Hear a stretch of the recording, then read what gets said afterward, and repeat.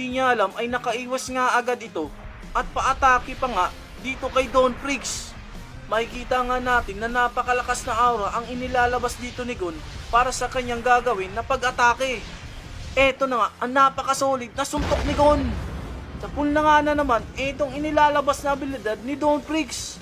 Napakaganda nga ang pag-atake na yun at sapul na sapul nga sa muka etong kapangyarihan ni Don Priggs.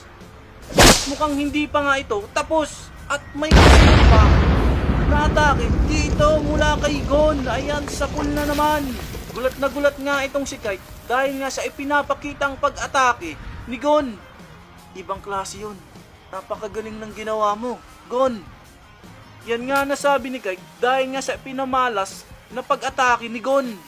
Ayan na nga at nalibing na nga na naman itong kapangyarihan ni Don Priggs. Nako, at ito pa, may kasunod pa nga. Yo, hindi maaari. Paano niya nagagawa ang lahat na yun? Saan siya kumukuha ng lakas?